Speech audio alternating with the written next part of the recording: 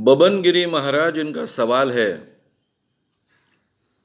कि सनातन धर्म में जनरली जब साधु बनते हैं तो वो गुरु का आशीर्वाद लेकर, उनकी दीक्षा लेकर बनते हैं।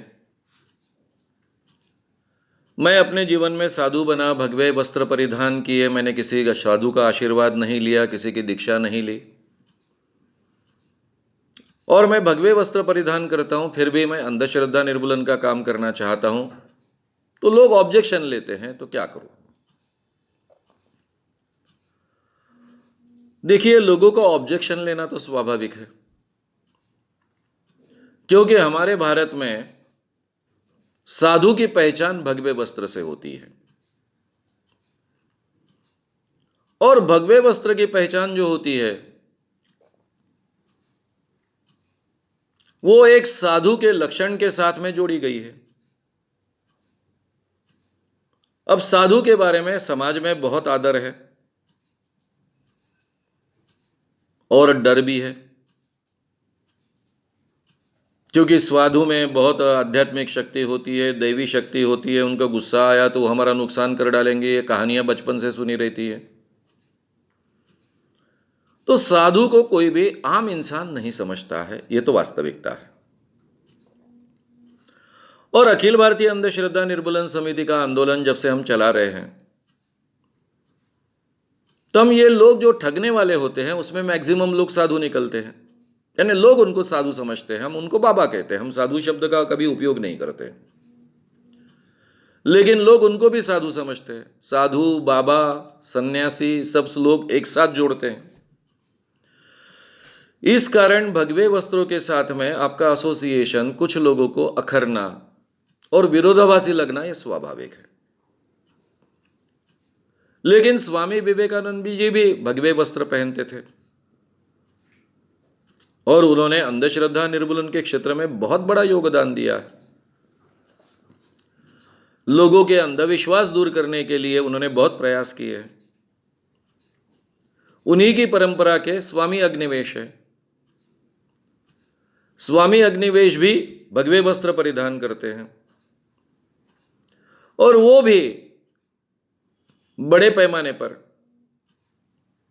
लोगों के अंधविश्वास दूर करने का काम करते हैं। शायद हम जैसे नहीं, अलग ढंग से वो काम करते हैं। ये अपवादात्मक एसोसिएशन है। बाकी भगवे वस्त्र के साथ में, जैसा आपने कहा सनातन धर्म, उसी के साथ में एक आध्यात्मिक शक्ति, दैवी शक्ति, धार्मिक काम करने वाला व्यक्ति, लेकिन जिसमें बहुत अलग शक्ति है, ऐसी मान्यता समाज में है। तो ये लोगों को विरोधाभासी जो लगता है वो दूर करना ज्यादा कठिन है। यानी मैं आपको ये सलाह कभी नहीं दूंगा कि आप भगवे वस्त्र छोड़कर ये काम करें, लेकिन भगवे वस्त्रों के साथ में आप ये काम करेंगे तो ये लोगों के आपके तरफ देखने का जो रवैया है वो विचित्र रहने ही वाला है। क्योंकि अभी स्वामी विवेकानंद जी की परंपरा तो रैशनल काम नहीं करती है, अपवाद है, अभी नहीं है। उल्टा अभी स्वामी विवेकानंद एक धार्मिक व्यक्ति कर ही प्रोजेक्ट किए जाते हैं। तो इसलिए ये विरोधाभास लोगों को लगता है। अब ये विरोधाभास अगर आपको दूर करना है तो उसके लिए आपको लंबा सफर तय करना पड़ेगा। भगवे वस्त्र के साथ ही मैं ये काम करूंगा और धीरे धीरे फिर आपके भगवे वस्त्र के साथ में इसकी क्रेडिबिलिटी फॉर्म होगी कि नहीं, आप अंधविश्वास दूर करने का बहुत महत्व का काम करते हो, बिल्कुल अंधविश्वास नहीं फैलाते हो, आप बाकी साधुओं जैसे नहीं हो, अलग हो। ये एस्टेब्लिश करने के लिए आपको बहुत ज़्यादा मेहनत करनी पड़ेगी, मुझे भी करनी पड़ी। मैं तो कोई वस्त्र के बारे में नहीं अटक के रहा कि ये पहनूं वो पहनूं। मैं एक सामान्य आम इंसान कर ही इस काम को करना चाहता था, लेकिन संत परंपरा ने जैसा काम किया वैसा काम मैं करना चाहता था। उसी का एक्सटेंशन मैं अपने आप को मानता हूं। ना मैं भगवान के खिलाफ बोलूंगा, ना मैं धर्म के खिलाफ बोलूंगा, लेकिन जैसे संत ज्ञानेश्वर जी से लेकर तो संत तुकाराम जी, गाडगे महाराज, तुकडोजी महाराज, इन्होंने काम किया। अब गाडगे महाराज कोई भगवे वस्त्र नहीं पहनते थे, तुकडोजी महाराज पहनते थे। थोड़ा अलग रंग था भगवे से, गेरुआ था, कभी कभी और भी दूसरा कलर पहनते थे, लेकिन बाकी लोगों से वो अलग लगे इस ढंग से वस्त्र पहनते थे।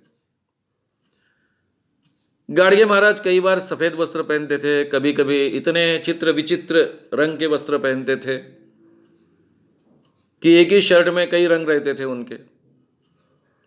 मराठी में जिसको गोधड़ी कहते हैं, यानी अलग अलग कलर के कपड़ों की वो दुलाई बनाई जाती है ओढ़ने के लिए, रजाई बनाई जाती है ओढ़ने के लिए, उस ढंग की उनका शर्ट रहता था ऊपर का। तो उन्होंने कपड़ों की तरफ कभी ध्यान नहीं दिया, लेकिन बहुत महत्व का काम किया। लोगों ने भी उनको संत कर कर एक्सेप्ट किया, रैशनल काम किया। तो इसलिए अगर आपको आसानी से काम करना है तो आप भगवे वस्त्र त्याग कर काम कर सकते हो। वैसे भी आपने कोई दीक्षा ली नहीं, ऐसा आपने कहा है। वैसे भी आपने ये भी कहा है कि आपके कोई गुरु नहीं है, लेकिन आप उन वस्त्रों को नहीं छोड़ना चाहते हो तो लंबे समय तक आपको काम करना पड़ेगा। और लोग बाद में आपके इतने सालों का श्रम देखकर, क्रेडिबिलिटी देखकर आप पर विश्वास भी रखेंगे। अगर आपको ये वीडियो पसंद आया हो तो उसे ज़रूर लाइक करें, लोगों में ये अवेयरनेस फैलाने में हमारी मदद करें। वीडियो को ज़रूर शेयर भी करें।